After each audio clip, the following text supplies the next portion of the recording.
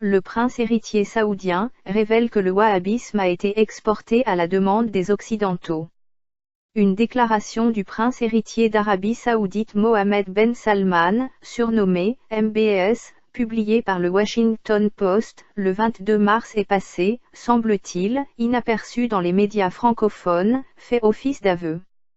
En effet, le prince héritier saoudien a assuré que l'idéologie wahhabite avait été propagée au cours de la seconde moitié du XXe siècle par Riyad, à la demande des alliés occidentaux du royaume, dans le but de contrer l'influence de l'Union soviétique dans les pays musulmans. En visite diplomatique aux États-Unis, MBS s'est exprimé lors d'une rencontre avec des membres de la rédaction du Washington Post.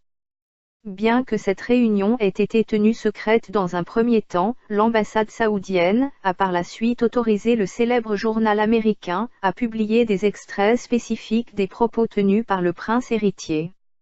Ainsi, le journal relate des déclarations de Mohammed Ben Salman sur différents dossiers, dont sa relation avec Jared Kushner, le gendre de Donald Trump, et conseiller de la Maison-Blanche, ses réformes internes au royaume, la guerre au Yémen ou encore le conflit israélo-palestinien.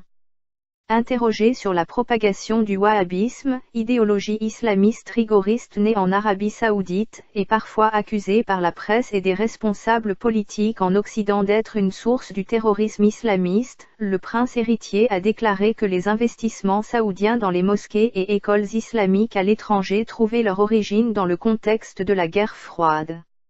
Le prince héritier a expliqué que, à cette époque, les alliés occidentaux de Riyad avaient demandé à l'Arabie saoudite d'utiliser ses ressources afin d'empêcher l'Union soviétique de conquérir le monde musulman ou d'y acquérir de l'influence. Une révélation tardive du rôle de l'Occident dans la propagation du wahhabisme. Interrogé par RT France, Pierre Conesa, historien français et ancien haut fonctionnaire au ministère de la Défense, qualifie cette révélation de « tardive ». Pour ce spécialiste en stratégie politique internationale, cette révélation permet au prince héritier de se décharger d'une partie de sa responsabilité sur le financement du terrorisme.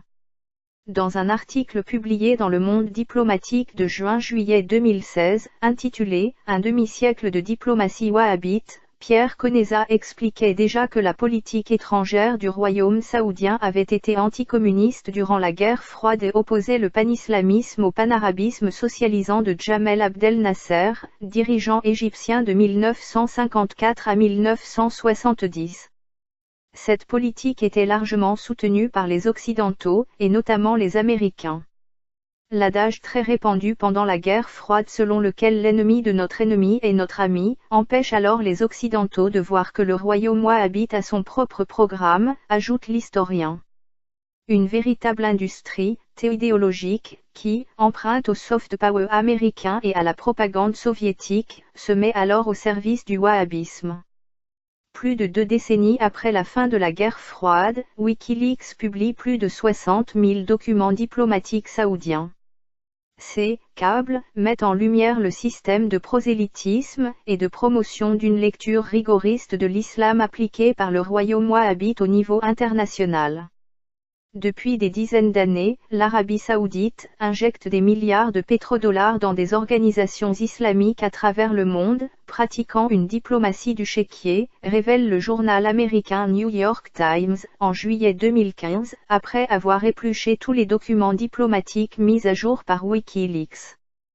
Quand après les attentats du 11 septembre 2001, alors que 15 des terroristes étaient saoudiens, George Bush désigne l'Afghanistan et l'Irak comme les ennemis des États-Unis, on comprend que l'Arabie est un bon client qu'il ne faut pas contrarier, analyse encore Pierre Conesa. Pour l'historien, la situation est similaire aujourd'hui, quand Donald Trump annonce depuis Riyad que c'est l'Iran qui est la cause du terrorisme. Riyad ne semble toutefois plus assumer son rôle d'exportateur global du wahhabisme. Au journaliste du Washington Post, Mohammed Ben Salman a en effet confié que les gouvernements saoudiens successifs s'étaient fourvoyés sur de fausses pistes et qu'il était temps désormais que les choses reviennent à la normale, en ce qui concerne notamment le financement du wahhabisme.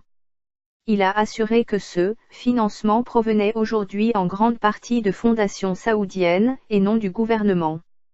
De manière on ne peut plus claire, le prince héritier Mohammed Ben Salman entend donc séduire ses partenaires occidentaux. L'accueil que lui a réservé Donald Trump au premier jour de son voyage à Washington, semble démontrer que cette offensive de charme fonctionne à merveille.